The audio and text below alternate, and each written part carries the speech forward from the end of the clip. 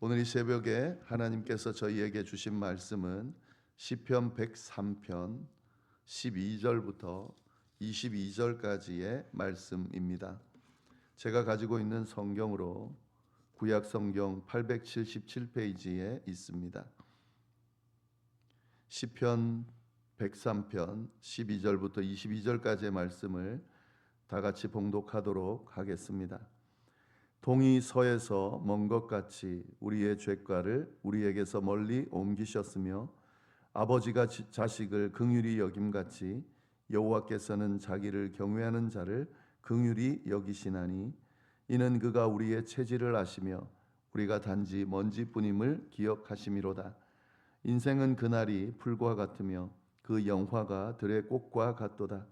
그것은 바람이 지나가면 없어지나니 그 있던 자리도 다시 알지 못하거니와 여호와의 인자하심은 자기를 경외하는 자에게 영원부터 영원까지 이르며 그의 의는 자손의 자손에게 이르리니 곧 그의 언약을 지키고 그의 법도를 기억하여 행하는 자에게로다. 여호와께서 그의 보좌를 하늘에 세우시고 그의 왕권으로 만유를 다스리는도다. 능력이 있어 여호와의 말씀을 행하며 그의 말씀의 소리를 듣는 여호와의 전사들이여 여호와를 송축하라. 그에게 수종들며 그의 뜻을 행하는 모든 천군이여 여호와를 송축하라.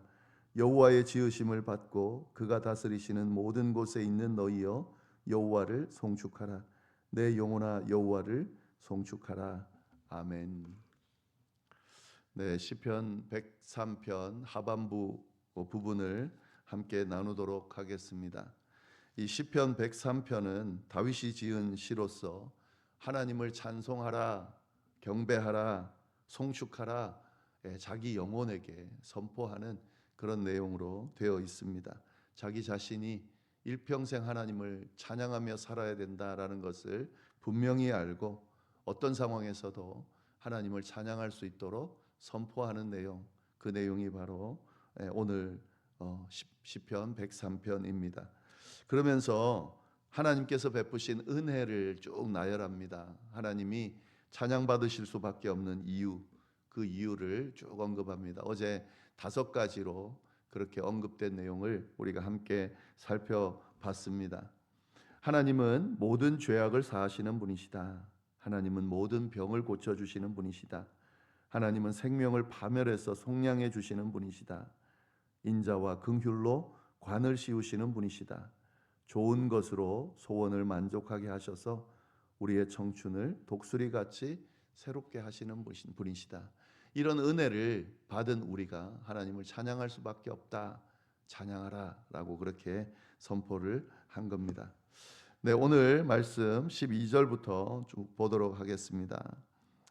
동이 서에서 먼 것 같이 우리의 죄가를 우리에게서 멀리 옮기셨다. 이게 하나님이 베푸신 은혜 중에 하나죠. 우리의 죄를 우리에게서 멀리 옮기셨다. 근데 이 비유를 잘 보시면 우리의 죄를 멀리 옮기셨는데 어느 정도 멀리 옮기셨냐면 동과 서가 먼 것 같이, 동쪽과 서쪽이 먼 것 같이 하나님이 우리의 죄를 그렇게 멀리 옮기셨다는 거죠. 이 동과 서가 멀다라고 하는 것은 동과 서는 절대 만날 수가 없죠. 그러니까 이게 끝과 끝을 말하는 겁니다. 하나님이 우리의 죄를 용서하신 것은 이렇게 완전히 분리되도록, 죄와 우리와 완전히 분리되도록 행하셨다라고 하는 거죠. 이것이 하나님이 우리에게 베푸신 은혜다 하는 겁니다. 13절 아버지가 자식을 긍휼히 여김같이 여호와께서는 자기를 경외하는 자를 긍휼히 여기신다. 하나님이 은혜를 베푸시는데 어떤 마음으로 은혜를 베푸시느냐? 긍휼히 여기는 마음으로, 사랑의 마음으로 그렇게 우리에게 다가오신다. 근데 어느 정도 어떤 긍휼이냐? 아버지가 자식을 긍휼히 여김같이 여호와께서 우리를 긍휼히 여기신다. 아버지가 자식을 바라볼 때에 때로는 실수할 수 있고 때로는 잘못할 수 있죠. 그러나 절대 아버지는 자식을 버리지 않죠. 긍휼함으로 바라봅니다. 더 품어주고 더 일으켜 세워주죠. 마찬가지입니다. 하나님이 우리를 바라보실 때 때로는 우리가 실수하고 또 하나님 앞에 범죄하고 잘못하지만 하나님께서는 우리를 자녀로 바라보시면서 긍휼히 여기신다는 거죠. 품으시고 또 이끌어 주시고 또 세워 주시고 그렇게 우리를 인도하시는 분이시다. 이것이 하나님이다 하는 겁니다. 14절 이는 그가 우리의 체질을 아시며 우리가 단지 먼지뿐임을 기억하심이로다. 하나님께서 우리에게 긍휼을 베푸실 때 우리의 형편을 다 알고 계시기 때문에 그렇습니다. 우리가 완벽하지 않은 존재라는 걸 하나님이 더 잘 아시죠. 우리는 단지 먼지뿐인 존재다. 흙으로 만들어진 존재입니다. 연약하고 쉽게 넘어지고 한계가 많은 존재라는 것을 하나님이 알고 계십니다. 하나님은 공의의 하나님이기 때문에 죄에 대해서 반드시 심판하시는 분이시지만 우리의 연약함을 아시고 아버지의 마음으로 우리를 긍휼히 여기시는 분이시다라는 사실도 우리가 잘 기억할 필요가 있습니다. 그래서 하나님 앞에 범죄할 때에 하나님 앞에서 또 실수할 때에 죄송한 마음 당연히 가져야 되고 당연히 회개하며 나가야 되죠. 근데 그때 하나님 앞에 나아갈 때 우리를 받아주시고 용납해 주시는 하나님이라는 사실을 믿고 정말 하나님 잘못했습니다. 용서해 주십시오 라고 그렇게 나아갈 수 있어야 되겠죠. 아버지 품에 안기듯이 그렇게 나갈 수 있어야 되겠죠. 네, 15절 말씀 인생은 그날이 풀과 같으며 그 영화가 들의 꽃과 같다. 이거 이사야 40장 6절 7절과 같은 고백의 내용입니다. 풀과 꽃은 아름답지만 짧다는 거죠. 마찬가지입니다. 인간의 삶도 이 풀과 꽃과 같다는 거죠. 아무리 좋아 보여도 강하고 아름다워 보여도 우리의 인생은 이 풀과 꽃과 같이 짧고 유한합니다. 그렇기 때문에 우리의 삶을 늘 겸손하게 살아갈 수밖에 없는 이유가 여기에 있습니다. 마치 영원히 살 수 있는 것처럼 자기가 모든 것을 다 관장할 수 있는 것처럼 그렇게 생각하지만 사실은 그렇지 않습니다. 16절 그것이 바람이 지나가면 없어지나니 그 있던 자리도 다시 알지 못한다. 굉장히 인생에 대한 허무함을 그렇게 고백하고 있습니다. 그러나 지금 이 다윗이 이걸 고백하고 있죠. 우리의 인생이 풀과 같고 꽃과 들의 꽃과 같다. 그래서 바람 지나가면 없어지고 있던 자리도 사라지는 그런 허무한 것이 인생이다 이렇게 고백하고 끝내는 게 아니죠. 이게 허무주의가 아닙니다. 다윗이 이렇게 고백하는 것은 뭘 고백하는 거죠? 우리는 피조물이다라는 고백과 아울러 하나님이 영원하신 분이시다. 그래서 하나님을 찬양하고 송축해야 된다. 하나님을 붙들어야 된다라고 하는 걸 지금 이야기하는 겁니다. 내 인생은 내 삶은 내 모습은 이렇지만 이렇고 이렇다. 그렇지만 하나님은 영원하시다. 그래서 우리가 의지해야 될 대상은 하나님뿐이시다.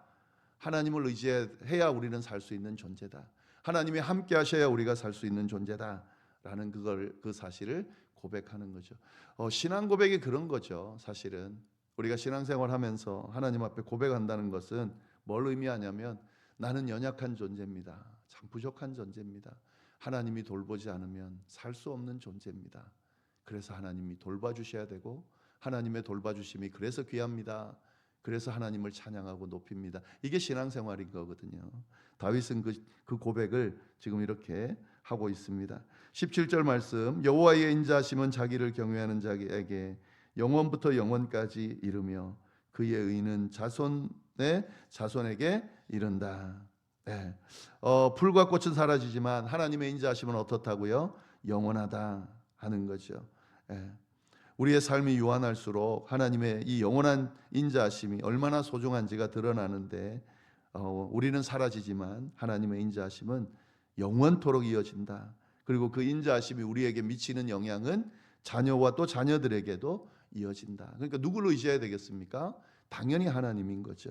18절 곧 그의 언약을 지키고 그의 법도를 기억하며 행하는 자에게로다. 여기서 우리가 잘 알아야 될 것은요. 이런 하나님의 은혜, 하나님의 영원하신 인자하심이 모두에게 미치는 건 아닙니다. 누구에게 미친다고요? 언약을 지키고 그의 법도를 기억하여 행하는 자에게 미친다. 하나님의 그 약속을 붙들고 그 약속의 말씀을 기억하면서 행하는 그에게 하나님의 이 영원하신 인자하심과 영원하신 은혜가 임한다. 이 원리를 잘 기억하시기를 바랍니다.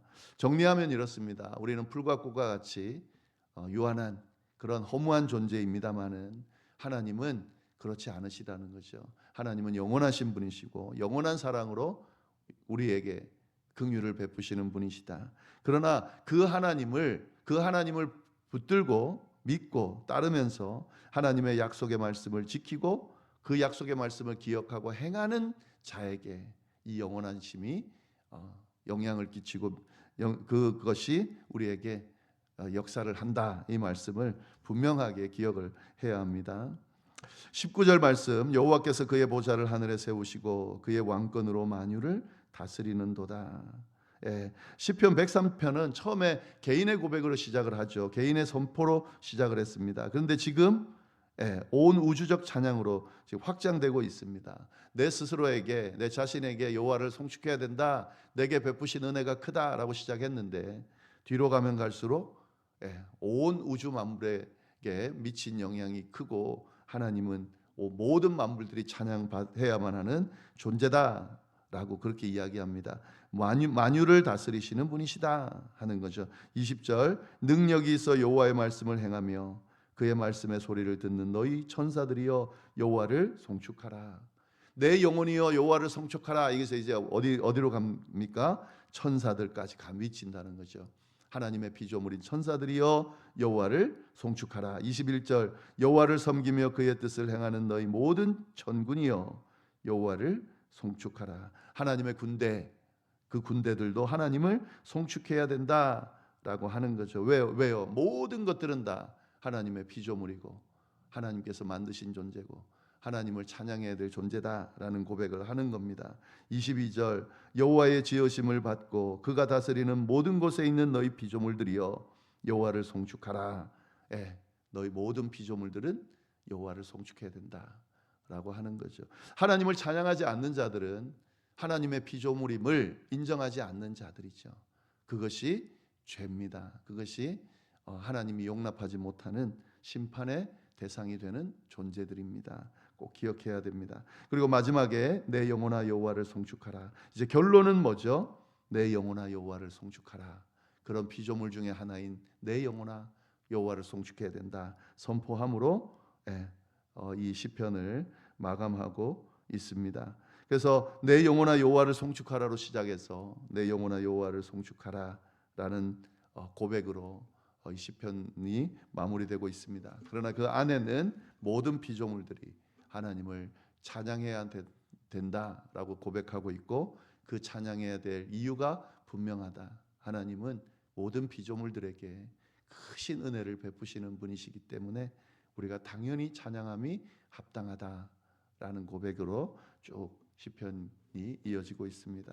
이 고백이 다윗의 고백으로 끝나는 것이 아니고 우리 모두의 고백이 될 수 있기를, 그래서 오늘 하루도 남은 여생도 주님을 찬양하며 사는 하나님께서 베푸신 은혜를 기억하면서 그 은혜를 높이며 감사하는 그런 우리 모두가 될 수 있기를 간절히 바랍니다.